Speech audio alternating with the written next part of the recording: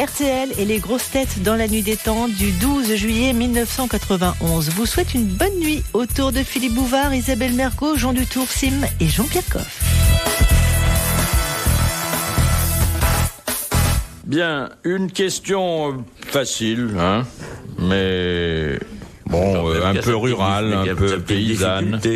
Question de Madame Laclos. En quoi consiste le métier d'herbager ?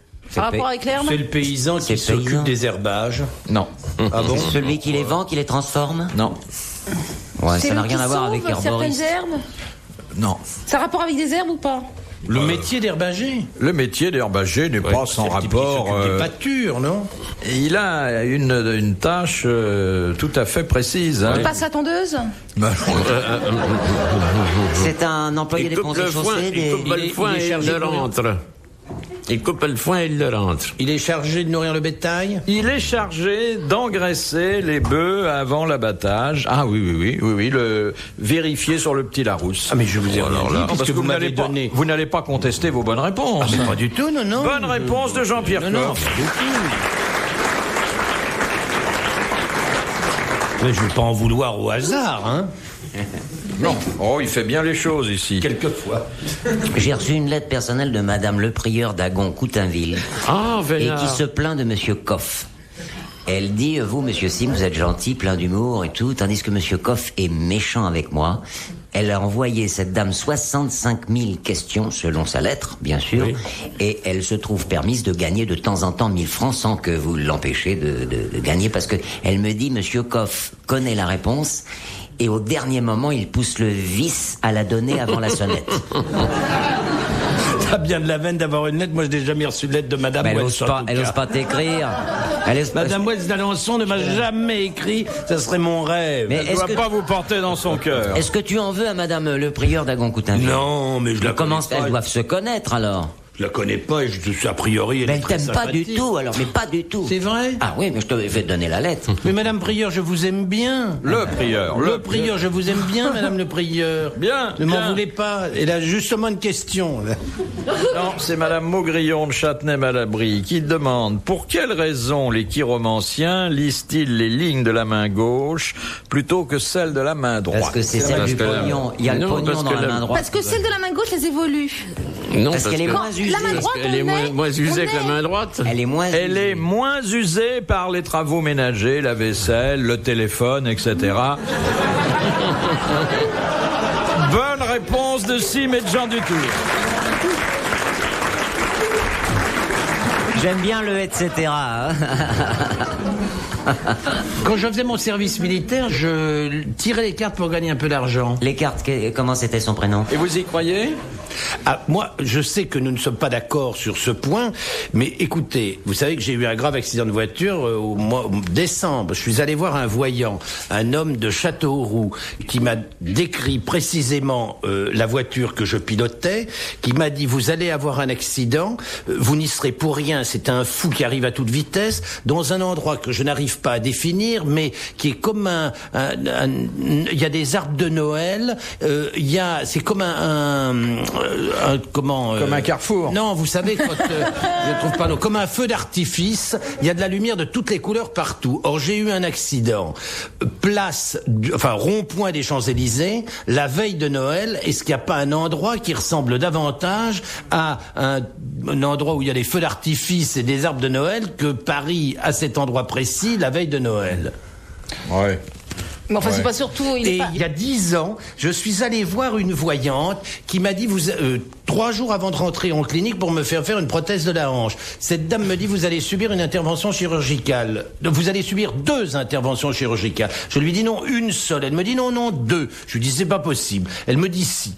Je me fais opérer, une intervention 15 jours après. J'ai un ami qui rentre dans ma chambre, qui fait le con, qui se précipite sur mon lit et qui me fait péter ma prothèse. Deuxième intervention. Alors, vous pensez si j'y crois? Moi, j'y crois pas parce qu'il y a une bonne femme, une fois, qu'on m'avait présentée comme ça, qui était soi-disant une voyante extraordinaire. Elle m'a pris les lignes de la main, elle m'a regardé le creux de la main, elle m'a fait... Oh là là là là. Ça rassure déjà. Oh là là. Elle m'a refermé la main, elle m'a fait non, c'est pas possible. Alors j'ai insisté, je lui ai dit quand même, qu'est-ce qui se passe? Oh, non, je peux pas vous le dire. Alors j'étais, à force d'insister, elle me fait, profiter de la vie. Oh, je lui dis, bon, j'en ai pour combien de temps? Elle me dit, 5 ans. Oh, je dis, 5 ans, bon, c'est déjà ça, mais c'est long quand même. Et elle est morte dans les 6 mois qui venaient, elle. Et moi, ça fait 15 ans de ça. Alors j'y crois pas des masses, hein. Dans la nuit des temps des grosses têtes sur RTL, dans un instant. Vous allez vous faire tirer les cartes, mademoiselle Mergo? J'ai été voir un voyant un jour. C'est vrai que c'est étonnant. Hein. Il avait des visions, lui. Il me regardait pas les lignes de la main, mais... Quoi? Non, c'était un homme de goût. Non. Mais juste, il me tenait les mains. Oui, pour pas que vous vous débattiez. Et il me tenait les mains, il y avait de l'encens partout. Et il me tenait les mains, et puis il se laissait habiter par toutes les images qui lui venaient.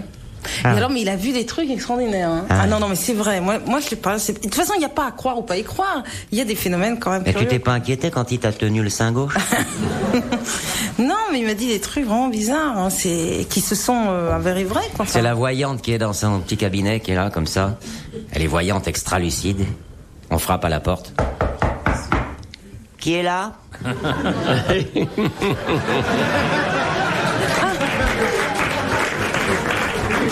Et vous, monsieur Dutour? Non, moi j'ai jamais vu de voyante. Jamais. Faut dire que d'une part j'y crois pas et d'autre part je suis superstitieux. Alors.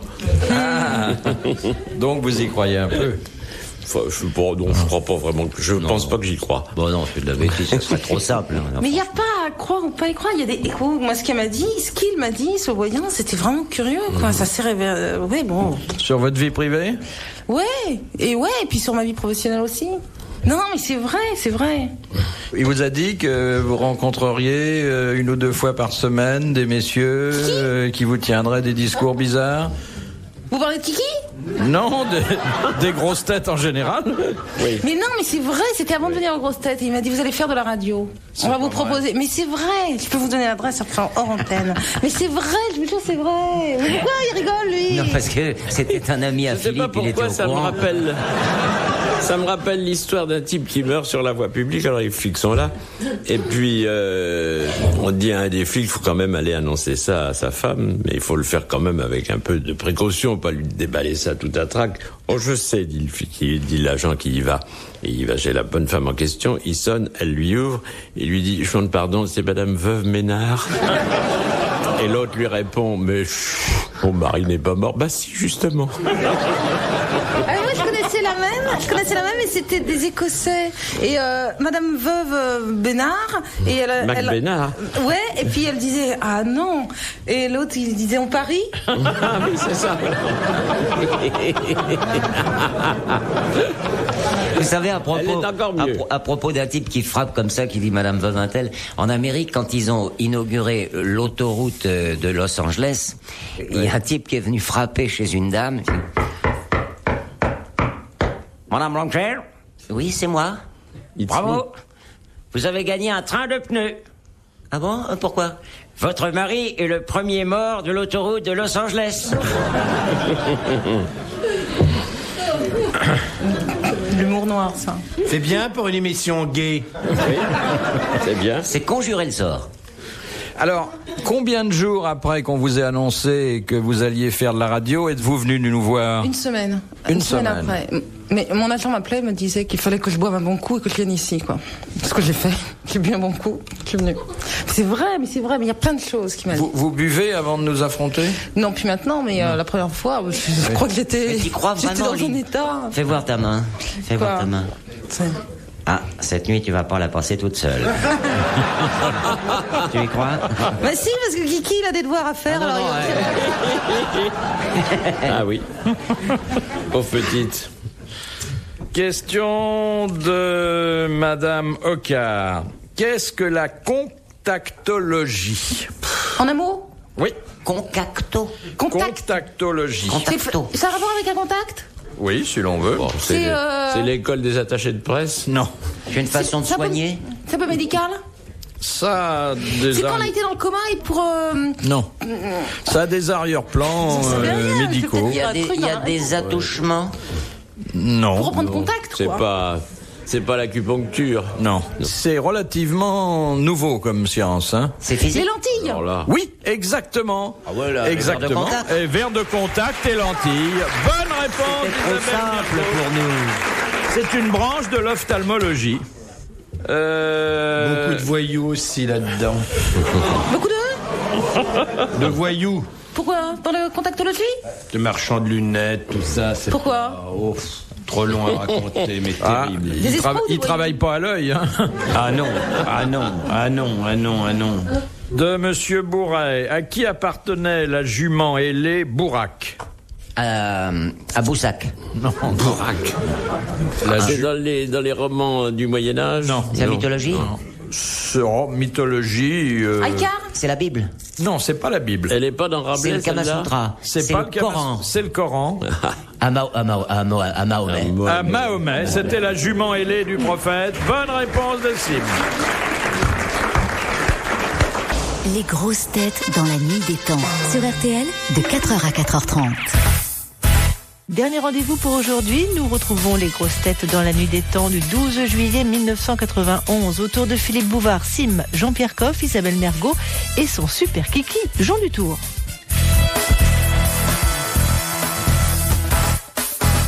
Comment ça s'appelle, Jean Dutour? Les hommes qui éprouvent un certain plaisir à payer.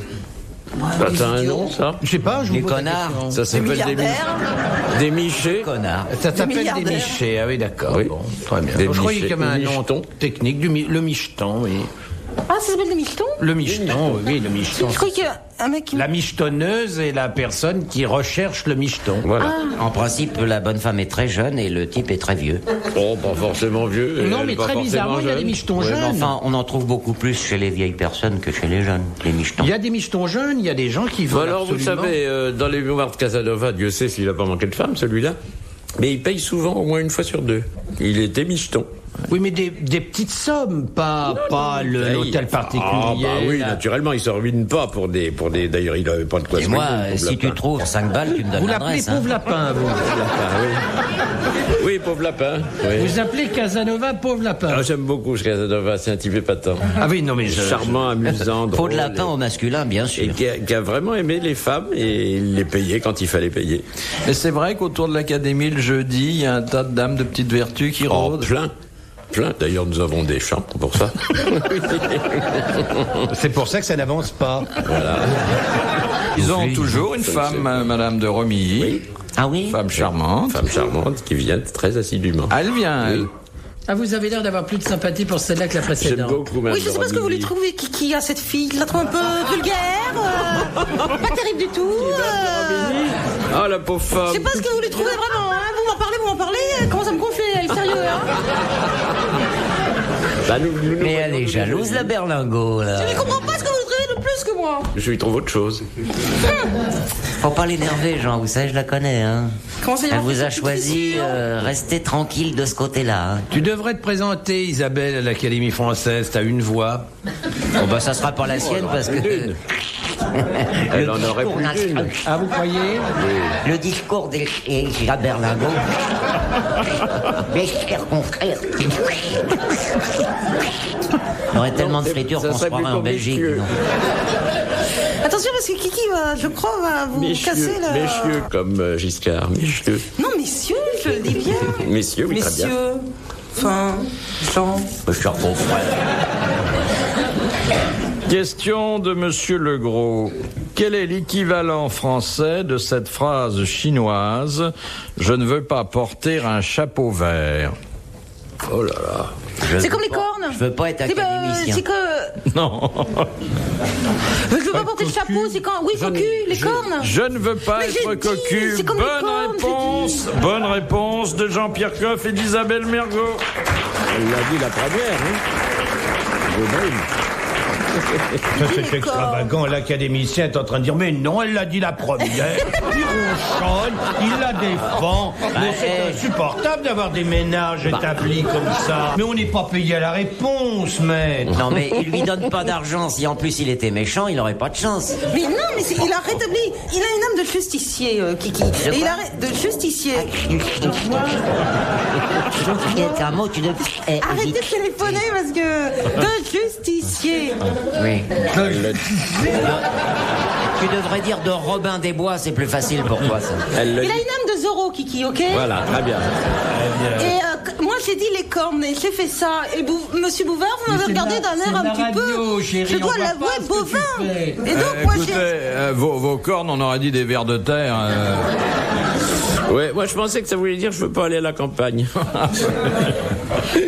Question de Madame Chevalet. Où se trouve l'olécrane? Il se trouve là. Oui, le petit juif. Oui, c'est le petit juif.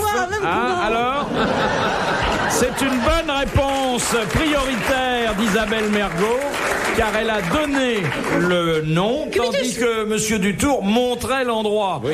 Ce qui, à la radio, n'est pas conseillé. Mais enfin, c'est à vous que je parle. Oui. Vous avez deux yeux extrêmement perçants. Mais vous êtes fait pour vivre ensemble, hein. C'est vrai. Mais quel mimétisme. Mais c'est extraordinaire. T'as vu, ils sont faits. Émouvants, Ils sont faits l'un pour l'autre. Enfin, écoutez, il y en a un qui fait le geste et l'autre... Mais c'est moi qui trouve le mot. Voilà, c'est formidable. Très bien. Et puis nous nous téléphonons pas, nous. Non. Non. On n'occupe pas la ligne, on se met sur le répondeur.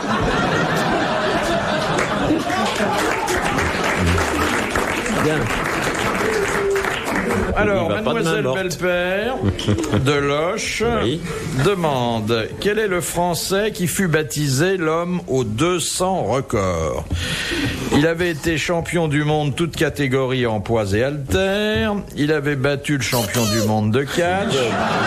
Il avait même gagné les 24 heures du Mans et il avait fait du music-hall. C'est Rigolo. Oui, c'est Charles Rigolo. Bonne réponse de Sylvie. De Madame Daligan de Digoin, de qui Charles Vacry était-il l'époux? De sa femme. De Léopoldine Hugo. Bonne réponse de Jean Dutour. C'est le type qui a inventé le fromage en portion? Valkyrie. Question de Madame Balu, qui a dit: il y en a qui sont faits pour servir leur pays et d'autres pour servir à table. Pierre Dac. Guitry. Non. Ah bon, il est mort il y a pas trop longtemps. Oh, il est mort il y a plus d'un siècle. Aïe. Alphonse Carr. Pas beaucoup plus. Alors, qu'est-ce qui a dit ça? Qui ça? Cet écrivain du 19e siècle. Un grand écrivain. Il est mort il y a 100 ans, c'est-à-dire en 1890, par là. Avant. Bravo, Kiki. Un petit peu avant. Il sait même faire les soustractions. C'est pas qu'un littéraire, hein. Il est aussi un petit peu mathématicien. Oui, mais vraiment sur les bords. Hein. Il a écrit des grands bouquins, des sagas, On sent une femme surexcitée. Ah oui. On sent une femme qui aime, c'est tout. Oui, voilà, c'est tout. Pas autre chose. Il a tout résumé en un mot. Il est comme ça, Kiki. Ils sont fous l'un de l'autre. Un grand écrivain. C'est émouvant. Zola peut-être, non. Zola, Jules Renard, non. Non, cherchez moins loin. C'est un grand. Moins loin. Cet homme-là, il a tout dit, il a tout écrit. Balzac. Oh non. Quoi? C'est Victor Hugo. Comme ça, c'est Victor Hugo. Oui, bonne réponse de Sim, bravo, merci, à la prochaine. Retrouvez les grosses têtes dans la nuit des temps sur RTL.fr.